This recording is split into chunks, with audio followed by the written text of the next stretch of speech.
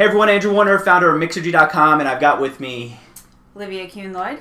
Thank you, Olivia, for doing this with me. Sure. It's so awkward to just stare at the camera. All right, so I want everyone to know, it's awkward, but I want people to know about the interviews that I do, especially this one with Mark Jeffrey, CTO of Mahalo. And Olivia, I pursued this interview because I know that Mark, successful entrepreneur, great track record with startups, but he also had a low, and I know that Mark's willing to talk about it, and I'm dying to get a full perspective of entrepreneurship for the people who are listening to this. If you want to understand startups, you can't just understand the highs, the guys who pretend that they never fail. Mm-hmm. You have to hear some of the lows and how people get through it.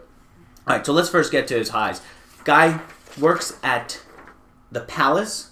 What is it? What's the Palace? The Palace, it's like an early version of Second Life. Got it. And basically, you get your avatar, you get to chat with people online, but it was part of Time Warner, and he said there's no way this thing's going to be as big as it should be if it's still part of Time Warner. So he used his connections, and he talks in this interview about how he made those connections to get Intel and SoftBank to kick in some cash, and he spun off from Intel, the company that he was passionate about, and he got to grow it away from Time Warner. Now imagine, you're working at a company, you love what you do, but the idiots upstairs don't get it. Ballsy, though. Push down. Great. Yeah. All right, so he does that. He sells it. He is now on top of the world.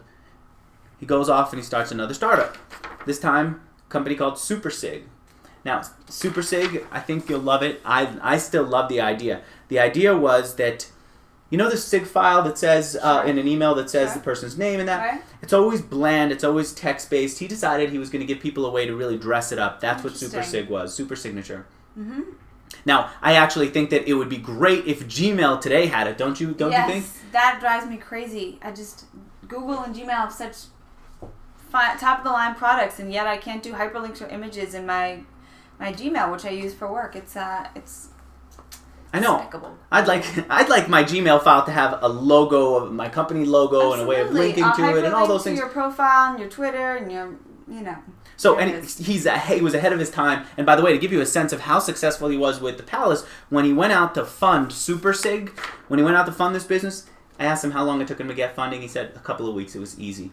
Startups who come to our events would love that. Wow. All right, now he's building this, and part of the reason that he was able to fund it so quickly is we were at the internet was doing so well, lots of money for it. Then the bubble burst. He couldn't get his next round of funding. He kicked in his own cash. Both his investors and his own personal cash was lost. He says he was at the worst. I don't know if it was the worst time of his life, but it was terrible. He said that the only time he was happy was when he was asleep. I'm paraphrasing, but he gets into the details of how he felt at those lows. And I want entrepreneurs to hear what it's like. I know I need to hear that I'm not the only one who sometimes feels like I can't crawl out. Mm-hmm. He felt that way. He talks about it very openly, and he had to close the company, but he did crawl out. More like climbed out. Started another company after that called 0 Degrees. What's 0 Degrees? 0 Degrees is like an early MySpace, an early Facebook. Degrees of separation. 0 Degrees of separation. And he built that one up. No outside funding, he told me, just him and a partner. They built this thing from scratch. They built it up and they sold it to Interactive Corp. Big company, cashed out, celebration time all over again. Sure. Right? And today he's working at Mahalo, and I asked him, why are you CTO instead of CEO at Mahalo? And he said he just believes in the concept, believes in the people there, and you'll hear him explain what it is that he loves about the company that he's with now.